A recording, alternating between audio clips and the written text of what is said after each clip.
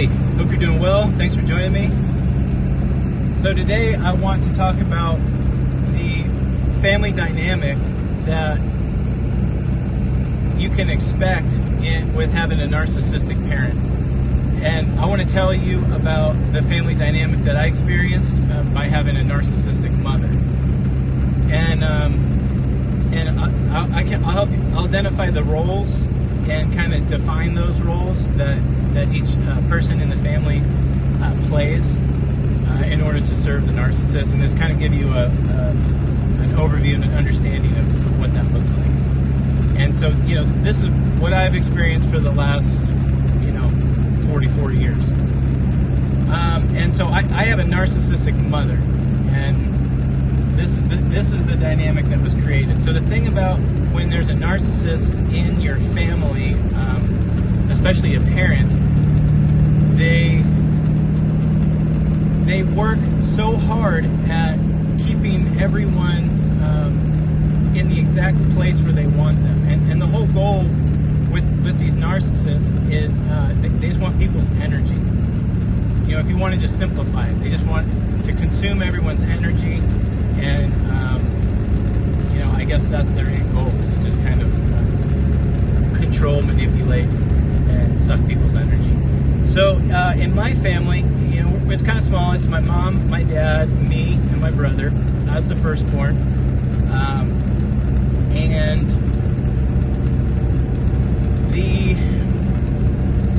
the first role of, let's just talk about my parents' relationship. So, narcissistic mother, trauma bonded father. So my dad comes from a narcissistic, physically, mentally abusive family life, alcoholic, narcissistic father.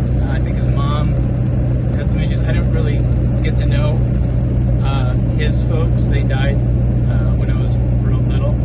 And so he never recovered from his narcissistic abuse. And what ended up happening is, and I talked about this in a previous video, is then he trauma bonded to my narcissistic mother. Because when you grow up in that environment, how you learn to connect with people is them basically traumatizing you, like treating you like shit. So he trauma bonds to her. He's comfortable in that environment, as far as that abusive environment. And boom, they have me unexpectedly. They weren't planning on being married or having a family. And so for my narcissistic mother, that kind of ended her party. They were like hippie party people. And the party was over, and then you have to become a parent. And then she convinced herself that she was going to have a girl, and she had it all prepared. And when inevitably I was born and it wasn't this girl, she was severely disappointed. So that put me in an interesting role, and that is the role of the scapegoat. I'll get to that in just a second. So back to my dad's role in this narcissistic family unit. He trauma bonds to my mom. He becomes what's called an enabler. And an enabler is someone that the narcissist uses to, stand up for them, validate their actions and their delusional story, and just kind of champion their cause. And so, examples of that would be like my narcissistic mother's delusional story is how she's been screwed over continuously in her life. She's always screwed over. Everyone's screwing her over. And she's like this victim of everyone taking advantage of her. So my dad's always, you cut her some slack. She's always getting screwed over. And so anyway, he kind of like parrots what she has to say. So that's that's the role of the enabler. And he's been that the entire throughout my entire life, and he still is her enabler. Even me, standing up to the narcissist, he still is on her side and is enabling her bad behavior. So that's his role. Moving on to myself being born, not being a girl. disappointing my mother, which I was reminded every birthday of how disappointing it was that she didn't have a girl.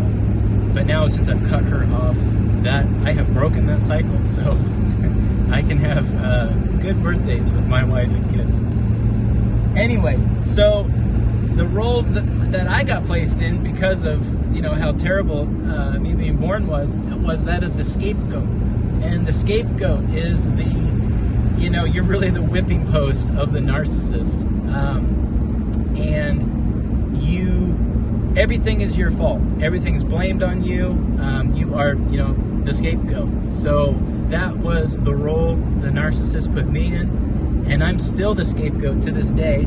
I'm so terrible for, quitting drinking and getting my life together and then marrying a woman and having children. That is just so terrible for the narcissist. So I'm still the scapegoat, but I've limited my interactions with the narcissist, so it's I'm not reminded of that as much, but they're still coming at me with everything being my fault, how terrible I am. So anyway, then my brother was born, and he was born when I was about 4, and so that was, my mom and dad and me becoming this family unit. I think they got married legally, like by a judge, and they started doing the family thing, with the house, and the home, and the kids going to school. And so my brother is born, and my brother now she's put him in the role of the golden child. She's so happy he's born, he's perfect, and he fills so many voids in her life. My brother was born really sickly. I know when my mom was pregnant with him, she was sick the whole time, and so my brother's had a lot of early childhood. He's just always sick. He's always getting sick. He had immune problems, a lot of ear infections.